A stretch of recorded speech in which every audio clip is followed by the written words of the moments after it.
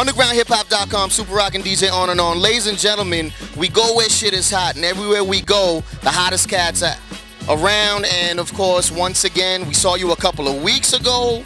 They're hot, man. They're everywhere. We got Kidz In The Hall. Introduce yourselves, fellas. Hi. Naledge born, Mr. Go Ill, you did. Off the bat, I do commercial radio in Boston. One of the hottest joints on my show. We're famous. The joint Driving Down the Block with Bun B. Oh, yeah, right. Jesus Christ, Pusha T. Talk about that joint. Why isn't it just that joint? Why is that the remix? Why not just that joint? Because Naledge is dope, and Naledge needed 3 verses for you to understand that he was dope. Okay. And now that you understand that Naledge is dope, then we bring some friends along. Well, how'd you get Bun B involved? It's easy. Honestly, he hit us. That was the natural part of it. He heard the version, like, the way we had it with just me, and he was like, yo, I got a verse for that. Can I drop something on that? And I'm going to send it to y'all. And we like, you Bun B, you're a legend. Of course, it's nothing. You know, Pusha, we went on tour with the Clips in Europe, so that was kind of done deal. And the Cool Kids, those are our peoples, you know what I'm saying? I'm from Chicago. Honestly, Mikey Rocks was on the original version of the record. Like, he was there when I recorded all my shit.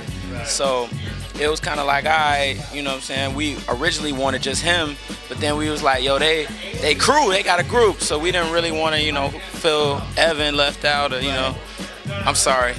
English, Chuck English. I said Evan, I'm sorry. I'm using. Stop talking government. Stop talking government. Evan. What's up, Evan? Anyway, you know what I'm saying? That's what we do. We call people by their government names. Shout out to Emmanuel Nickerson, also known as Mano. You guys, now, of course, off camera, you guys were joking around. There was a poll going on voting the biggest douchebags in hip-hop. Uncut.com for including us in the biggest douchebags in hipster rap. And I was douchebag and hipster in the same sentence. Hipster rap. It's like, damn. It's like as they smacked you on the front side, and then they try to stick their thumb up your booty on the other side. I feel like they don't even know us. It was just kind of like, we don't like how they dress. Yeah, they Fuck really it. put a lot of people in there. Well, but let's talk about that. I mean, real talk. When you but in this climate in the year 2008, when there's such a backlash against hipsters and what's real and what's not, God knows a lot of cats are going to the cool kids and all that. Why open yourselves up for that? You guys are nice MCs. Why? That's cool. It's Obama, but it's Obama in fluorescent pastels. Doesn't matter. You know what matters? What matters is that this dude is the Democratic nominee, and guess who did the first motherfucking campaign endorsed song? Kidz In The Hall. Played that. Yeah. Work to do. Understand that. Okay? So fuck all this hipster shit. Fuck all this other shit. We make great music. But is it not valid though? I mean, y'all. About it. If I didn't know you guys, I'd say, you know. Down right now. 06, we come out with a record. School Was My Hustle on Raucous Records. We weren't hipsters then. How the fuck we weren't hipsters back then? We had polo on back then. I had Gucci belts on, Cartier shades. He was rocking Lacoste, and we was doing the shit back then. We was dressed fresh to death and spitting rhymes, and he was cutting, and we was doing what we was doing. Wasn't nobody calling us no motherfucking hipster rap. You know what happened? We put an 808 in our shit, a cool bridge. It's radio friendly. And all of a sudden, these other groups who was dressed in a certain way, wasn't backpackers, we get lumped in. And that's just real shit, because when School Was My Hustle came out, wasn't nobody talking that shit. Nobody. People. We OGs in this to a certain extent. Like, everybody they try to lump us in with, I mean, except for the Uncut poll, because they put Kanye and NERD and Lupe in there. We in that shit, though. For yeah, real? Talk about hit makers. Yeah, throw us in there. We in there. Me with... Let me break this shit down. Okay, I love all these other groups you pairing me with.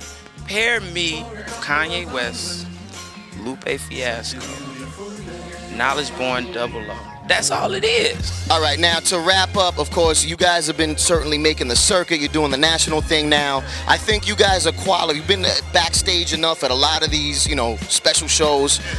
You've seen a lot of MCs and superstars in action. If you were to compile your douchebag list, 3 acts that would need to be on the douchebag list.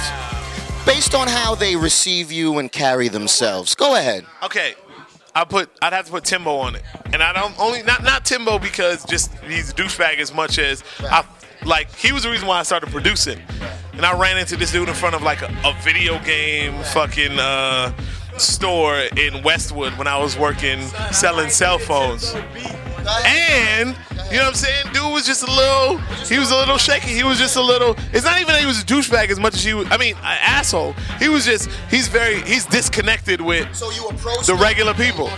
Yeah, and he's just just like a little scary. You know what I'm saying? A little like standoffish. Fuck names.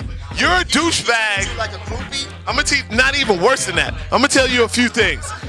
This is how you are a douchebag. You are a douchebag if you do not give a motherfucker real ass dap when he tells you that he's really a fan. When you try to do this, hold on, do this, that, or this, douchebag status. Period. Kidz In The Hall. Ladies and gentlemen, stay out of their way. You might end up on the douchebag list. Pay dues.